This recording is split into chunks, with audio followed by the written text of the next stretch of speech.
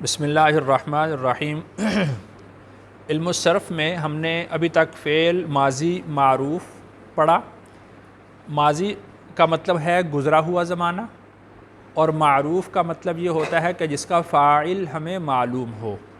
تو اس کے واحد مذکر غائب کا جو صیغہ ہے وہ ضربہ بنتا ہے۔ اس کے پھر آگے ہم نے صیغے بنائے، وہ سارے معروف کے صیغے تھے۔ اس کے بعد ہم نے پڑھا فعل ماضی مجہول۔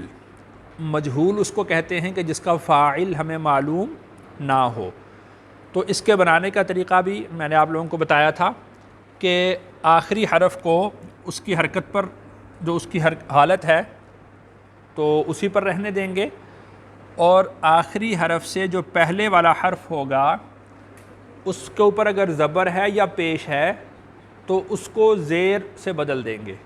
بسا اوقات اس لفظ پر پہلے سے ہی زیر ہوتی ہے، تو پھر جب زیر ہو تو اس کو نہیں بدلیں گے۔ جیسے سمیع ایک لفظ ہے، سمیع۔ اب مثال کے طور پر ہم اس کو لکھتے ہیں ایسے، تو آخری حرف تو اپنی حالت پر باقی رہے گا، اس کے اوپر زبر ہے، زبر رہے گی، تو اس سے جو پہلے والا حرف ہے اس کو ہم نے زیر کسرہ دینا ہوتا ہے۔ اس پہ پہلے سے ہی کسرہ ہے تو لہٰذا ہم اس کو نہیں چھیڑیں گے۔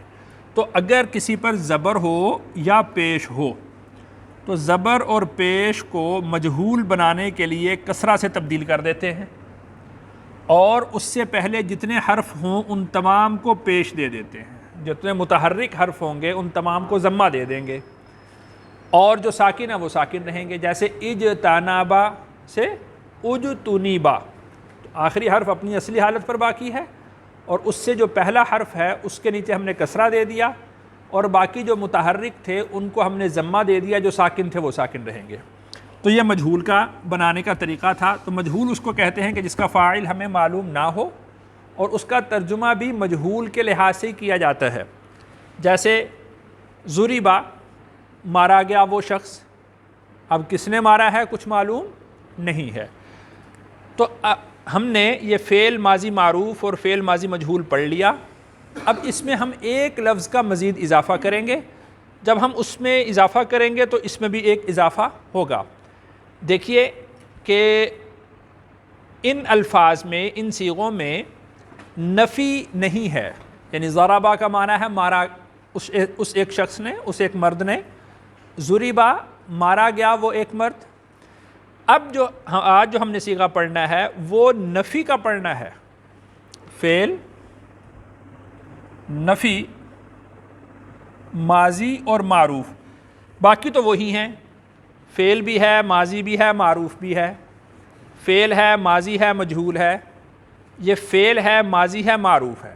اس میں ایک لفظ کا اضافہ ہوا، کون سا؟ نفی کا۔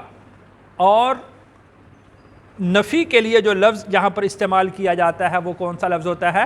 ما۔ اب اس کو ہم پڑھیں گے، ما ضربا، نہیں مارا اس ایک مرد نے، اس ایک مرد نے نہیں مارا۔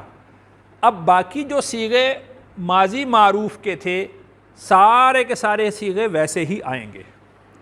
ما ضربا، نہیں مارا اس ایک مرد نے، ما ضربا، نہیں مارا ان دو مردوں نے، ما ضربو، نہیں مارا ان سب مردوں نے، ما ضربت، ما ضربتا، ما ضربنا، باقی جو پوری گردان ہے وہ سیم ویسے ہی رہے گی، محض صیغہ سے پہلے ما کا اضافہ کریں گے۔ اب جب ما کا اضافہ ہوگا تو یہ کون سا بن جائے گا؟ نفی کا۔ تو جب ہم یہاں پر نفی کا صیغہ پڑھ رہے ہیں تو اس کا مطلب یہ ہوا کہ یہ جو دونوں صیغے تھے یہ اس بات کے تھے۔ یہ دونوں صیغے کون سے تھے جی؟ اس بات کے،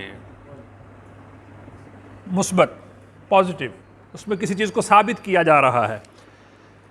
تو اسی طرح جو فعل اس بات ماضی مجہول تھا تو اسی طرح یہاں پر بنے گا فعل نفی ماضی مجہول، ما ضربا، ما ضربا، ما ضربو، ما ضربت، ما ضربتا، ما ضربنا۔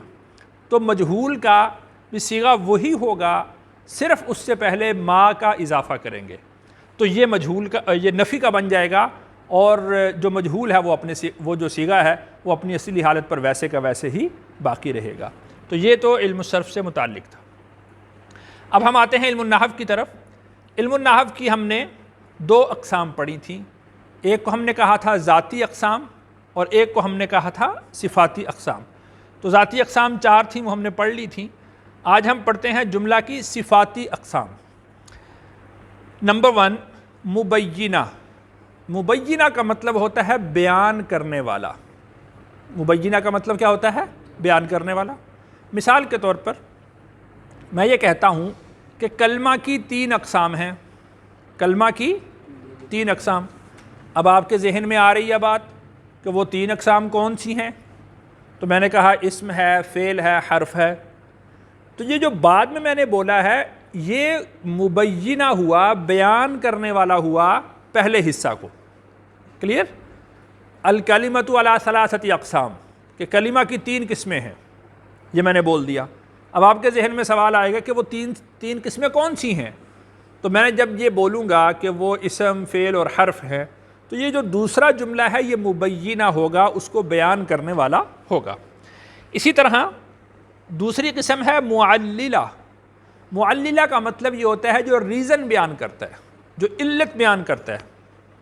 مثال کے طور پر اگر کوئی ٹھنڈا پانی پینے سے بیمار ہو جاتا ہے تو ہم اس کو یہ کہتے ہیں کہ ٹھنڈا پانی نہ پیو، اس سے تم بیمار پڑ جاؤ گے۔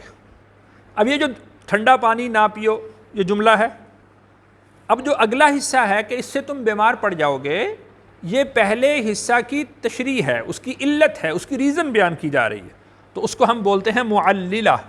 اس کو ہم بولیں گے مبینہ، اس کو ہم بولیں گے معللہ۔ نمبر 3 معترضہ۔ معترضہ، جملہ معترضہ اس کو کہتے ہیں کہ جو 2 جملوں کے درمیان بے جوڑ، بے ربط بات درمیان میں آ جاتی ہے۔ جو ہمارا مقصود ہوتا ہے بات کا، اس سے علاوہ کوئی الگ سے جملہ بیچ میں آ جاتا ہے تو اس کو ہم بولتے ہیں جملہ معترضہ۔ اب مثال کے طور پر ہم یہ کہتے ہیں قال ابو حنیفہ رحمہ اللہ تعالی، امام ابو حنیفہ رحمہ اللہ نے یہ کہا۔ اصل مقصد تو یہ ہونا چاہیے امام ابو حنیفہ نے کہا۔ اب جو رحمہ اللہ درمیان میں دعا ہے تو اس کا اس جملے کے ساتھ تعلق نہیں ہے، یہ ایک اضافی جملہ ہے، تو اس کو ہم جملہ معترضہ بولتے ہیں۔ یا بسا اوقات ہم بات کرتے ہوئے درمیان میں کسی شخص کا نام آ جائے تو ہم اس کا تھوڑا سا تعارف کروا دیتے ہیں۔ وہ جو تعارف ہوتا ہے وہ اضافی چیز ہے، وہ اضافی بات ہے، تو اس کو ہم جملہ معترضہ بولتے ہیں۔ نمبر 4 مستأنفہ۔ جملہ مستأنفہ کہتے ہیں کہ کلام کو نئے سرے سے شروع کیا جائے، پہلی بات مکمل ہو گئی، اب نئی بات شروع کی جا رہی ہے، تو جو نئی بات شروع کی جا رہی ہوتی ہے اس کو مستأنفہ بولا جاتا ہے، وہ کلمہ کی ایک قسم ہے۔ اسی طرح حالیہ۔ حالیہ کا مطلب یہ ہوتا ہے کہ اس کی حالت کو بیان کرنے کے لیے۔ مثال کے طور پر جاء زید وہو راکب، زید آیا اس حال میں کہ وہ سوار تھا، وہ گھوڑے پر سوار تھا، گاڑی پر سوار تھا۔ جاء زید وہو راکب، زید آیا اس کی حالت یہ تھی کہ وہ سوار تھا۔ یا یوں ہم کہہ دیں کہ وہ آیا بہت جلدی میں۔ اب یہ جو ہم لفظ بہت جلدی بول رہے ہیں یہ اس کی حالت کو بیان کر رہے ہیں کہ وہ اس حال میں آیا کہ وہ بہت جلدی میں تھا، یہ اس کی حالت کو بیان کیا۔ تو یہ جو جملہ حالت کو بیان کرنے کے لیے ہوتا ہے اس کو ہم جملہ حالیہ بولتے ہیں۔ نمبر 3 معطوفہ۔ معطوفہ کا مطلب یہ ہوتا ہے کہ 2 جملے ہیں الگ الگ، لیکن ان دونوں کا حکم ایک ہے، ان دونوں کا حکم ایک ہے۔ یا یہ ہے کہ دونوں کا جملہ دونوں الگ الگ ہوں لیکن ان کا آپس میں تعلق ہوتا ہے۔ جیسے مثال کے طور پر جاء زید و ذهب امر، زید آیا اور امر چلا گیا۔ اب یہ جو زید آیا اور امر چلا گیا، تو یہ جو 2 جملے ہیں یہ ان کو ہم جملہ معطوفہ بولتے ہیں۔ پہلا جملہ معطوف علیہ کہلاتا ہے اور دوسرا جملہ معطوف کہلاتا ہے۔ تو ان کے درمیان حرف عطف مختلف قسم کے آتے ہیں، مثال کے طور پر واو آ جاتا ہے، ثم آ جاتا ہے، فا آ جاتا ہے، تو یہ حروف معطوفہ عاطفہ کہلاتے ہیں۔ تو یہ حرف عطف کہلاتے ہیں کہ جب ایک جملہ کو دوسرے جملہ کے ساتھ جوڑنا ہو، بیان کرنا ہو۔ جی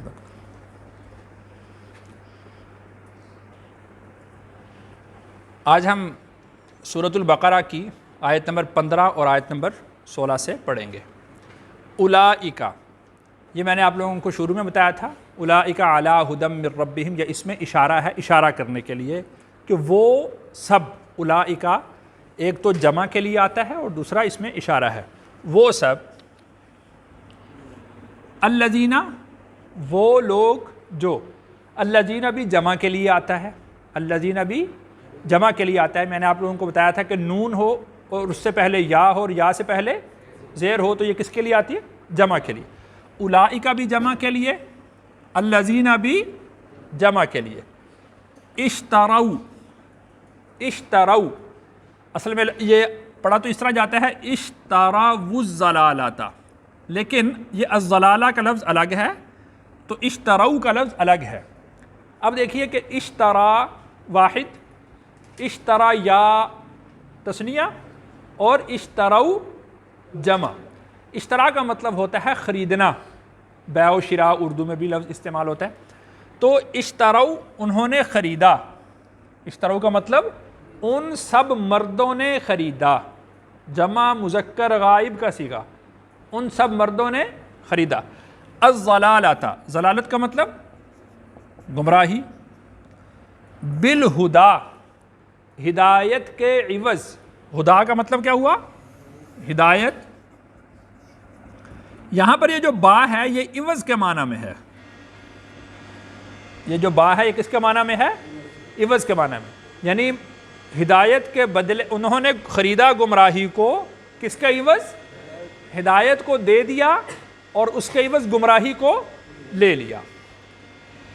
فا یہ جو ہے حرف عطف ہے، ابھی ہم نے جیسے جملہ معطوفہ پڑھا تو فا کیا ہے؟ حرف عطف ہے، اس کا مطلب ہے پھر، یا اس کا مطلب ہے تو۔ فما، فا کا مطلب یہ ہوا ما ربحت، ما ربحت، یہ کیسے ہو گیا؟ ما نفی کا صیغہ ہو گیا، لفظ آ گیا، اور ربحت یہ واحد مؤنث غائب کا صیغہ ہوا۔ پھر نہیں نفع دیا، پھر نہیں نفع دیا کس نے؟ تجارتہم، ہم کا مطلب جیسے میں نے آپ کو بتایا تھا کہ یہ جمع مذکر اور غائب کیا یعنی ضمیر ہے، یا اپنے ذہن میں وہ رکھنا ہے۔ تو تجارتہم، تجارت نے، ان تمام مردوں کی تجارت نے، ما ربحت نہیں نفع دیا، تجارتہم ان تمام مردوں کی تجارت نے۔ واو کا مطلب اور، یہ پھر حرف عطف ہے، ما کانو، یہ پھر وہی نفی کا صیغہ آ گیا، وہ نہیں تھے مہتدین۔ اب دیکھیے کانو کا جو لفظ ہے یہ بھی کانا واحد، کانا تثنیہ، کانو جمع۔ اب دیکھیے کہ یہاں پر سارے جمع کے صیغے ہیں، اولئک، الذین، اشتروا، تجارتہم، ما کانو، سارے جمع کے صیغے ہیں۔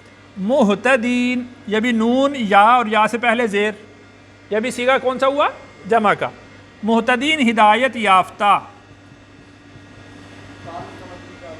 تھے، کانو کا مطلب تھے، واو کا مطلب اور، ما کانو نہ تھے، ما کا لفظ آ گیا نا، نفی ہو گئی، نہیں تھے ہدایت یافتہ، وہ ہدایت پر نہیں تھے۔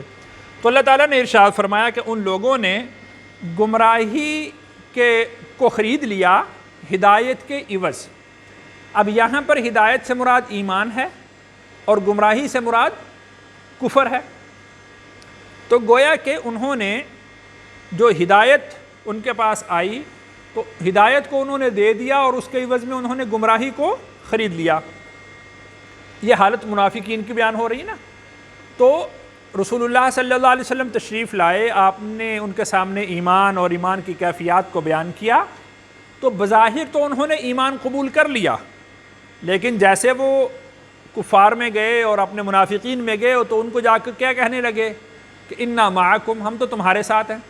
تو گویا کہ یہاں سے ہدایت لی اور وہاں پر جا کر گمراہی لے لی، تو وما کانوا مہتدین، اور وہ ہدایت یافتہ نہ تھے۔ علماء نے لکھا ہے کہ دیکھیے کہ فما ربحت تجارتہم، پہلی بات تو یہ کہ یہ کوئی نفع کا سودا نہیں ہے کہ ہدایت کو دے دو اور اس کے عوض میں گمراہی خرید لو، یہ کوئی نفع کا سودا نہیں۔ اور پھر اللہ نے فرمایا وما کانوا مہتدین، وہ ہدایت یافتہ بھی نہ تھے۔ اس کا مطلب یہ ہے کہ تجارت میں کم از کم جب آدمی کو نقصان ہونے لگتا ہے تو جو نفع کی چیز ہوتی ہے، جو نفع آ رہا ہوتا ہے، جب وہ ختم ہونا شروع ہو جائے تو سیانہ آدمی وہ ہوتا ہے کہ جو تجارت کو بند کر دے۔ وما کانوا مہتدین، وہ ہدایت یافتہ نہ تھے، تو یہ ایسے لوگ ہوئے کہ جنہوں نے اپنا جو اثاثہ تھا تجارت کا وہ بھی ضائع کر دیا، ان کو کچھ نفع نہ ہوا۔ مثلہم، اس سے آگے اللہ تعالیٰ نے ان کے لیے دو مثالیں بیان فرمائی ہیں۔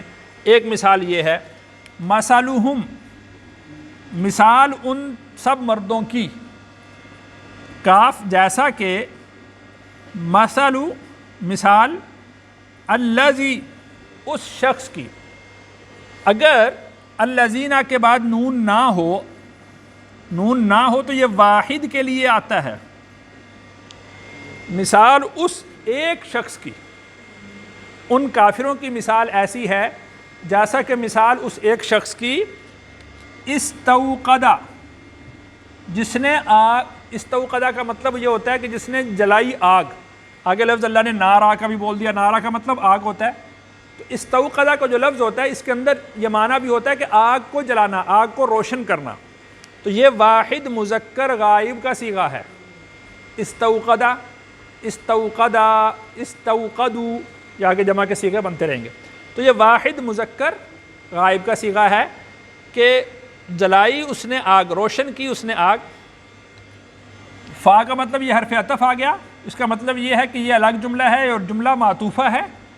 پھر لما، جب، اضاءت، روشن کر دیا،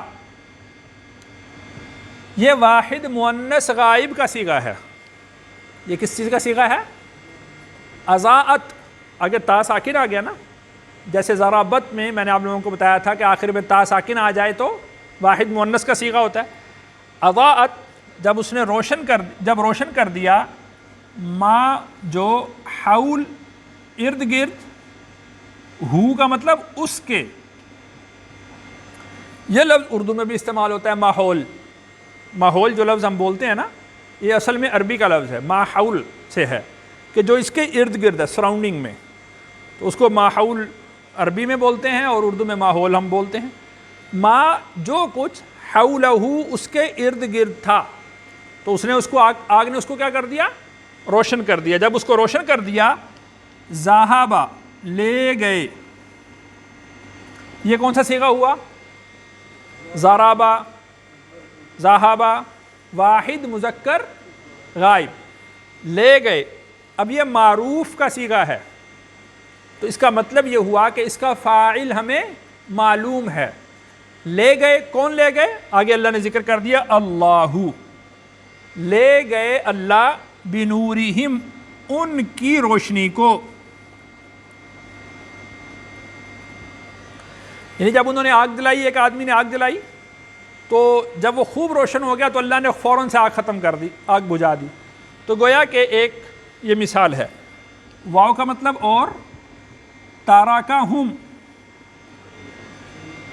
تاراکہم، تاراکا، ضربا کے ساتھ اس طرح واحد مذکر غائب کا صیغہ، تاراکا، چھوڑ دیا، ہم، ان کو، فی کا مطلب میں، ظلماتن، یہ ظلمتن واحد اندھیرا، ظلماتن بہت سارے اندھیروں میں، لا یبصرون، وہ نہیں دیکھتے، لا یبصرون کا مطلب وہ نہیں دیکھتے۔